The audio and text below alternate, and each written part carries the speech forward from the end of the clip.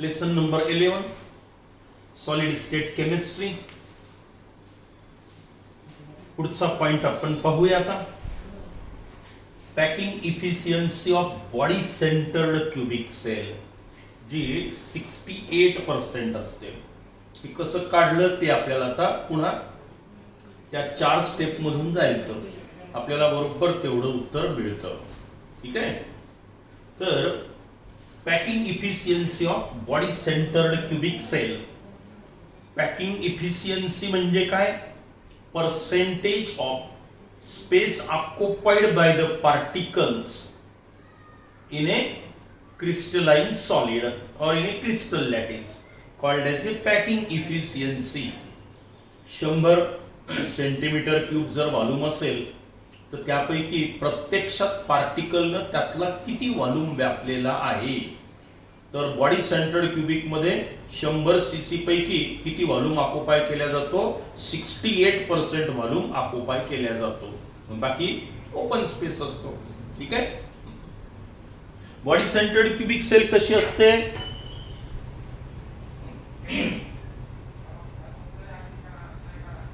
मधात एक पार्टिकल आला, ही झाली आपली बॉडी सेंटर्ड क्युबिक सेल. बरोबर आहे की नाही? बॉडीच्या मध्यभागी एक पार्टिकल आला, इथे पण अंतर ए बी सी सारखंच असतं. क्युबिक सेल आहे. आता ही किती पार्टिकल पासून तयार झालेली आहे माहिती आहे तुम्हाला? किती? 2 पार्टिकल पासून. कशी? कोपऱ्यावर 8 कॉर्नरला 8 पार्टिकल, प्रत्येक कॉर्नरला 1/8 पार्ट याच्या वाट्यावर येतो युनिट सेलच्या, बाकीचे डिस्ट्रीब्यूट होतात. मग कॉर्नरला 1/8 पार्ट, अशा 8 कॉर्नर म्हणजे एकच पार्टिकल, 1/8 × 8 एक पार्टिकल. आणि हा मधला मात्र यामध्ये कोणासोबतही शेअर झालेला नाही, तो एकट्याचा आहे. म्हणजे या युनिट सेल मध्ये किती पार्टिकल आहे? 2. म्हणजे याचा एकूण व्हॉल्यूम जो असेल युनिट सेलचा, त्यापैकी किती पार्टिकलनी जागा व्यापली? 2 पार्टिकलनं. बस ते काढूया आपण. याचा व्हॉल्यूम किती आणि 2 पार्टिकलचा व्हॉल्यूम किती. मग एकूण व्हॉल्यूम पैकी एवढा ऑक्युपाय झाला तर 100 पैकी किती, म्हणजे आपली पॅकिंग इफिशियन्सी. हे आपल्याला आता काढायचं आहे. जे फॉर्म्युले तयार होतील त्यावर आधारित प्रॉब्लेम येऊ शकतो. ठीक आहे. मग आपण आता जाऊया packing efficiency of body centered cubic cell. मग आता बॉडी सेंटर्ड क्युबिक सेल आपण इथे काढूया. आता ही सिम्पलेस्ट डायग्राम मी तुम्हाला काढून दाखवतो, तशी तुम्ही काढायला शिकायची, कारण त्याच्याशिवाय हे समजत नाही.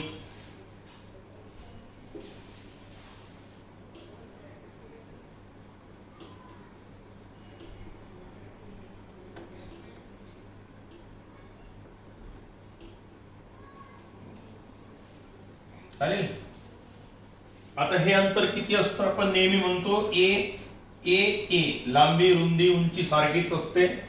हे ए अंतर, हे ए अंतर, हे अंतर, म्हणजे व्हॉल्यूम किती झाला? ए × ए म्हणजे काय? ए क्यूब. या युनिट सेलचा व्हॉल्यूम किती असतो? ए क्यूब. आता माहिती आपल्याला या कॉर्नरला एक एक पार्टिकल आहे आणि मध्यभागी एक पार्टिकल असतो, नाही का? तो स्वतंत्र आतमध्ये असतो असा. मग हा मी दाखवतो आहे मधला पार्टिकल 2चा, हा एक. बरोबर आहे. आता याला लागून हे कोपऱ्यावरचे, हा एक दाखवतो इथला कोपऱ्यावरचा पार्टिकल, आणि हा इकडचा एक पार्टिकल. चालेल. हे साधारणतः असं चित्र तुम्हाला आता दिसेल. डायग्राम पाठवलेले आहेत, नोट्स पाठवलेले आहेत. बरोबर. आणि आता इकडचे पार्टिकल दाखवत नाही मी, गरज नाही आपल्याला त्याची. हे असं काहीच चित्र आहे. हे सेंटर पासूनच आपण अंतर धरत असतो. बरोबर आहे. आता हे 3 पार्टिकल असे, आतला हा मधला पार्टिकल, हा इकडचा कोपरा, हा इकडचा कोपरा. बरोबर आहे. मी आता आपल्या सोयीसाठी बाहेर कसं काढलेलं आहे त्याच्यासाठी काही नावं देतो. आता याला हे अंतर, हा पॉइंट ए, हा पॉइंट बी, हा सी, हा डी, हा ई आणि हा एफ. काही बिघडलं? आता याच्यामध्ये पहा तुम्ही, मी आता तुमचं इथे लक्ष केंद्रित करतो अगोदर. बघा हे अंतर, हा सी पासून ई पर्यंत हे अंतर दाखवतो इथे. चालेल. सी ते ई. आता हा झाला तुमचा 90चा अँगल. पहावर हा जो आतला अँगल आहे, चौकोन आहे हा. आता म्हणजे हा आतला अँगल कितीचा आहे? हा झाला तुमचा 90 डिग्रीचा, नाही का? त्याच्यानंतर हे बघा, ही आतली रेषा आणि हे वर, म्हणजे हे खालची रेषा अशी तिरपी आणि हा वर गेलेला, हाही तुमचा 90चा आहे. कोणता? हा जो इथला दिसतो हा पण कितीचा झाला? 90चा. हे असं तिरपा असेल आणि हे वर गेलेलं, म्हणजे हा हे पाहिजे अशी कॉर्नर, म्हणजे हे पण किती झालं? हे बघा, हा असं तिरपा डायगोनल गेलेला आहे, हे तिरपं झालं. हे इकडचं सरळ असेल आणि हे वरचं याला परपेंडिक्युलर आहे. पहावर हे असं तिरपं दाखवत आहे, म्हणजे हे पण अंतर हाही तुमचा काय झाला? 90चा अँगल झाला. बस, ज्याला हे समजलं इमॅजिन करू शकता तुम्ही त्याला. मग आता इथे पहा कोणते कोणते 90चे अँगल झाले मी इथे लिहितो आहे. अगोदर आपण volume of the unit cell काढूया. पुन्हा तेच let A is equal to edge length. काही बिघडलं? So volume of unit cell, unit सेलचा एकूण व्हॉल्यूम किती? ए इंटू ए म्हणजे कोण? A cube. हा तर दोन्ही ठिकाणी सारखाच आहे, ए क्यू, पण एचा किंमत इथे बदलते मात्र. आता हा झाला volume of the unit cell. आता पहा डायग्राम वरून आपल्याला असं सांगता येतं आता, here in this body centered cubic cell here triangle C D E हा झाला तुमचा 90चा. मग triangle C D E is equal to 90 degree and C E F and triangle C E F किंवा angle C E F this is also of 90 degree. हे दोन्ही जर 90चे असेल तर आपल्याला पायथागोरस वापरता येतो. बरोबर आहे? मग आता आपण पायथागोरस वापरूया. बघा, अगोदर मी हे सीई अंतर काढतोय किती आहे. कोणतं? सी टू ई डिस्टन्स किती आहे हे काढतो. आता हे अंतर किती आहे? ए. हे पण अंतर किती आहे? ए. मग आता हे किती होईल? जर हा 90चा असेल तर ट्रायंगल पायथागोरस वापरूया आपण. मग पायथागोरस नुसार बघा बरं असं होईल की नाही, लेंथ सीई स्क्वेअर याचा स्क्वेअर म्हणजे कोणाच्या बरोबरीत असेल तो? Is equal to length CD square plus length DE square. Pythagoras माहिती आहे ना? हा आतला 90चा आहे म्हणजे याचा वर्ग अधिक याचा वर्ग बरोबर याचा वर्ग असतो. म्हणजे डिस्टन्स किंवा length CE square is equal to length CD square plus length DE square. हा 90चा. मग हा याला हे अंतर तुम्ही काढलं. आता किती आहे? किती आहे? Length CE square is equal to length CD square plus DE square. हे अंतर ए, ही ए आहे, म्हणजे आपली length CE square is equal to किती झालं? A square plus A square. A square plus A square म्हणजेच किती मुलांना? Twice A square. कोण? लेंथ सीई तुमची आता किती आली? टॉइस ए स्क्वेअर आली. काही अडचण? लेंथ सीई स्क्वेअर ही तुम्ही काढली. आता आपण आणखी एका ट्रायंगल कडे जाऊया. हे पहा, सी ई एफ हा कोण होता? आता मी याला इथे जोडतो. हा पण तुमचा ट्रायंगल तयार झाला. पहा बरं, हा हा हा ट्रायंगल तयार झाला होता. याच्यावर लक्ष केंद्रित करा.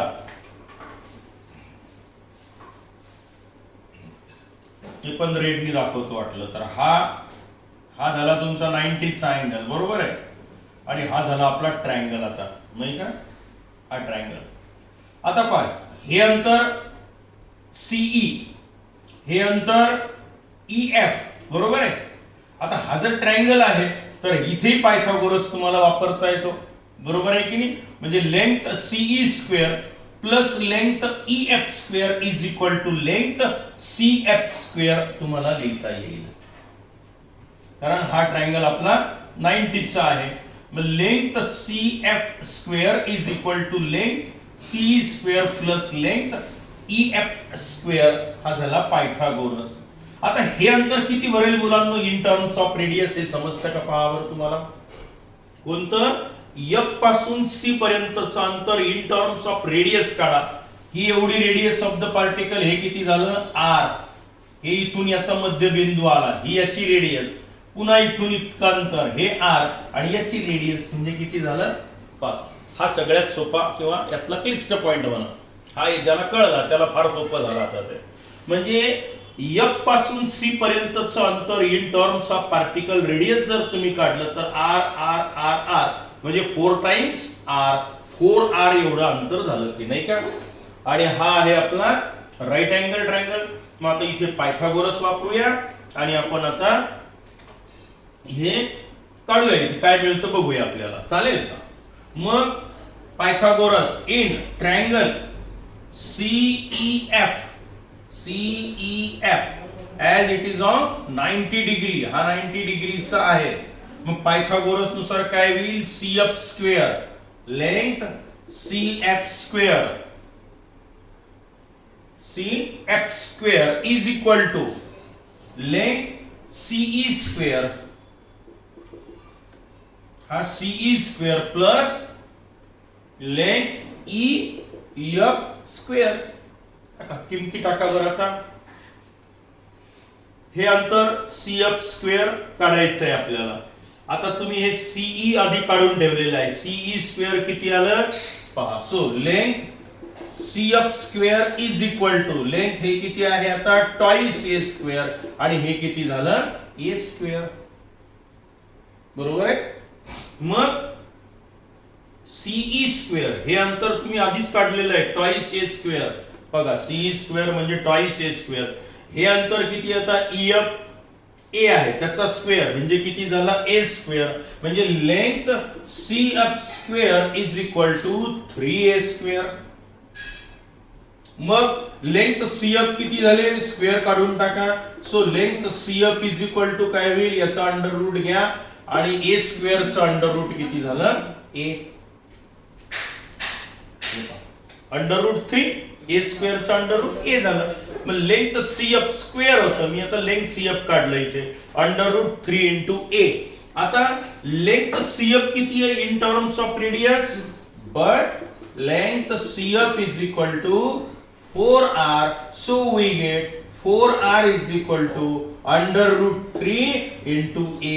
So radius R is equal to under root 3 into A divided by 4. This is the in terms of radius, याला इक्वेशन नंबर 2 म्हणतो.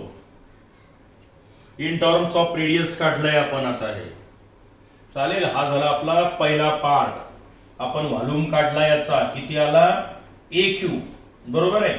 आता मी रेडियस काढली in terms of edge length. हे कोण आहे A म्हणजे एज लेंथच्या टर्म्स मध्ये, R म्हणजे कोण radius of the particle. R is equal to under root 3 into A divided by 4. आता जाऊया आपण व्हॉल्यूम ऑफ द पार्टिकल कडे. एका पार्टिकलचं व्हॉल्यूम आपल्याला माहिती आहे. ही पहिली स्टेप झाली, ही पहिली स्टेप फर्स्ट. आता step second, volume of the particle. Volume of the particle, volume of the particle किती असतो 4/3 पाय R cube. Radius of the particle R आहे, तर एका पार्टिकलचं व्हॉल्यूम किती झाला 4/3 पाय R क्यूब. टाका बरं R ची किंमत आता वरची इथे. त्या स्टेपने चाललोय आपण, मागे पुढे करत नाही मुद्दा. याला आणखी वेगवेगळ्या पद्धतीने तुम्ही सोडवू शकता, उत्तर तेच येईल. हे π/3 4 पाय डिवायडेड बाय 3 4/3 पाय. R ची किंमत इन टर्म्स ऑफ टाकतोय मी आता हे under root 3 into A divided by 4 आणि याचा काय आहे आपला R चा क्यूब, नाही का क्यूब. आता याला आपण सॉल्व करूया. हे एकदा नजरे खालून घाला इथपर्यंत, हे मिटवतो मी आता. तर volume of the unit cell किती आहे A क्यूब, बरोबर आहे. हा आला volume of the unit cell. आता याच्यात एका पार्टिकलचा व्हॉल्यूम किती आला, हा एवढा आला, नाही का. व्हॉल्यूम ऑफ द पार्टिकल 4/3 पाय R क्यूब, हा एवढा झाला. इथे कॅल्क्युलेशन करू आपण. असे किती पार्टिकल आहेत तिथे 2 पार्टिकल आहे. मग A क्यूब युनिट सेलचा व्हॉल्यूम.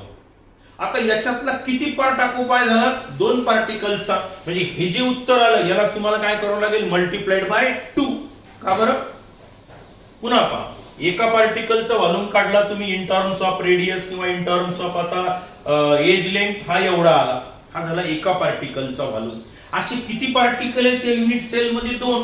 कोणते कोणते कॉर्नरचा एक आणि मधला एक, म्हणजे एक क्यूब पैकी किती पार्टिकल ऑक्युपाय केला, सॉरी एक क्यूब व्हॉल्यूम पैकी युनिट सेलच्या पार्टिकलनं किती जागा ऑक्युपाय केली, 2 मल्टिप्लाइड बाय दिस क्वांटिटी, नाही का, 2 गुणिला 2 का एका पार्टिकलचं व्हॉल्यूम एवढा, असे 2 पार्टिकल आहेत तिथे. मग आता हा झाला volume occupied by the single particle, आणि नंतर volume occupied by the unit cell, particle in the unit cell, ते आपण काढूया. म्हणजे आपल्याला नंतर मग पॅकिंग इफिशियन्सी मध्ये आपण फॉर्म्युल्यात किंमत टाकू, आपल्याला उत्तर मिळेल. चालेल. आता मी दुसऱ्या स्टेप मध्ये आलोय. एका पार्टिकलचा व्हॉल्यूम काढूया आपण in terms of edge length. So which is equal to volume of the single particle, one particle. एक पार्टिकलचा व्हॉल्यूम किती आहे तो 4/3 पाय. करावर त्याचा क्यूब सोडवायचा आहे. ए चा क्यूब किती होईल ए क्यूब, आणि याचा किती होईल √3, हे असं होईल √3 √3 नाही का, क्यूब म्हणजे मग √3 × √3 म्हणजे किती 3, आणि हा √3 तसाच्या तसा. ठीक आहे. आता डिवायडेड बाय 4 चा क्यूब म्हणजे काय 4 × 4 × 4. मग आता याला थोडं सिम्प्लिफाय करू आपण. काय काय निघतं, हा 3 3 काढून टाका, 4 4 काढून टाका, म्हणजे काय आलं मग पाय ए क्यूब √3, आणि हे 4 चौक किती होतील 16. हे झालं व्हॉल्यूम ऑफ वन पार्टिकल. बरोबर आहे. आता स्टेप तिसऱ्या स्टेप मध्ये आपण काय करत असतो की space occupied by the particle. हा एका पार्टिकलचा व्हॉल्यूम आहे. असे किती पार्टिकल युनिट सेल मध्ये 2. So volume occupied bye particles in BCC, body centered cubic unit cell, 2 multiplied by pi a cube √3 divided by 16. 2 का घेतले आपण, एका पार्टिकलचं व्हॉल्यूम एवढा. बॉडी सेंटर्ड क्युबिक सेल मध्ये 2 पार्टिकल आहे, म्हणून volume occupied by the particle in body centered cubic unit cell 2 multiplied by single particle volume. बरोबर आहे. आता हे पुन्हा काय होईल 8, म्हणजे पाय ए क्यूब √3, आणि हे 8 राहतील. 8 2 16 आहे. बरोबर आहे. आता हे झालं volume occupied by the particle. Okay. टाका पॅकिंग इफिशियन्सी मध्ये. आलं उत्तर तुमचं. मग आता हे मिटवतो. पॅकिंग इफिशियन्सीचा फॉर्म्युला किंवा कोरिलेशननी सोडवलं तरी चालतं, पण सगळ्यात सोपा उपाय पॅकिंग इफिशियन्सीची डेफिनेशन तुम्ही ऑलरेडी पाठ केलेली आहे, फॉर्म्युला पाठ केलेला आहे, द्या किंमत टाकून, म्हणजे कोरिलेशनची झंझट राहणार नाही. ते मांडताना थोडं कॉन्शियस मध्ये राहावं लागतं, नाही तर ते उलट सुलट होऊन जातं. त्याच्यापेक्षा फॉर्म्युला आपला सोपा. काय आहे मग, पॅकिंग इफिशियन्सी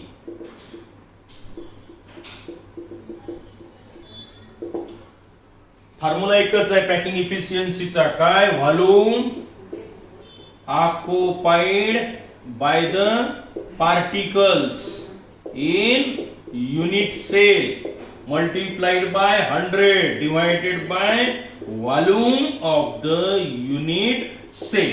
आठवला फॉर्म्युला, आपण मागच्या लेसन मध्ये घेतला होता हा फॉर्म्युला. टाका किंमत. तुमच्याकडे सगळ्या किमती आल्या. Volume occupied by the particle किती आहे, एकूण व्हॉल्यूम होता ए क्यूब, त्यापैकी एवढा ऑक्युपाय झालेला आहे 2 पार्टिकलने. मग volume occupied by the particle pi A cube √3 divided by 8 multiplied by हा 100, आणि volume of the unit cell किती काढलेली आहे तुम्ही a × a म्हणजे किती ए क्यूब. सोडवा याला. आता फार सोपं झालं हे. हा ए क्यूब काढावर काढला. मग इज इक्वल टू पाय √3 × 100 डिवायडेड बाय 8. 4 चा भाग बसतो, 4 2 8, हे 25 चौक 100 होतील. किंवा आता डायरेक्टली याला आपण असंच सोडवूया, पाठच करून टाकायचं होते. 3 पायची किंमत टाकली मी आता 3.142 मल्टिप्लाइड बाय √3 मल्टिप्लाइड बाय 100 आणि डिवायडेड बाय 8. आता हे सोडवूया आपण. पुन्हा एकदा कॅल्क्युलेटर आणतो मी, आणि आता याचं उत्तर किती येतं पाहूया आपण. तुम्ही पण सोडवून पाहू शकता. 3.142 मल्टीप्लाइड बाय √3. एक मिनिट मी पुन्हा करतोय. अंडर रूट घ्यायसाठी 3.142 मल्टीप्लाइड बाय √3 पुन्हा मल्टीप्लाइड बाय 100 बरोबर आहे इक्वल टू आणि त्याला भागीला किती 8 करतो मी इज इक्वल टू हे उत्तर जे आलं ते आहे आता 68.02%. 68.02% द्या सोडून पुढचा फ्रॅक्शन म्हणजे किती झालं 68% व्हॉल्यूम ऑक्युपाय केला पार्टिकलने. एकूण व्हॉल्यूम किती होता 100 पैकी किती ऑक्युपाय झाला 38. मग 100 मधून बाकीचा काय असेल 32% त्याला ओपन स्पेस म्हणायचं.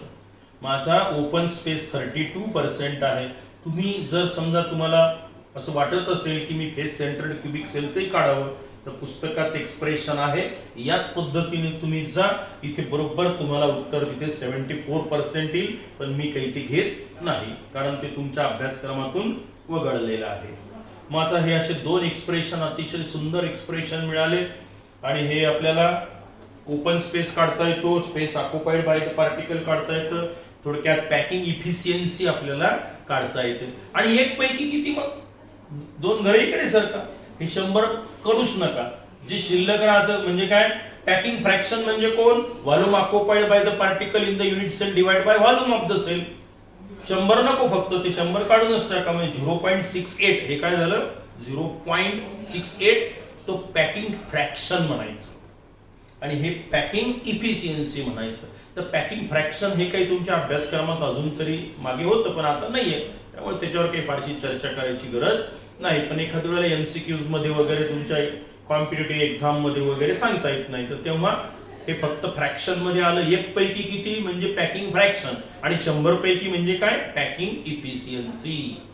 तर आता इथे मॅथमॅटिकल पार्ट जो होता तो आपला संपला या प्रकरणातला. आता थेरॉटिकल पार्ट आहे सुंदर पार्ट आहेत अजूनही काही लेअर स्ट्रक्चर आहे लेअर कसे एकमेकावर बसतात ते त्याच्यावर प्रश्न विचारण्याची शक्यता अतिशय कमी आहे. त्यातले फक्त 2-3 वाक्यच तुम्हाला लक्षात ठेवायचे बाकी फक्त समजून घ्यायचं. समजलं नाही समजलं कारण त्याच्यावर प्रश्न आजपर्यंत विचारलेला नाही आणि विचारण्यासारखं नाहीये.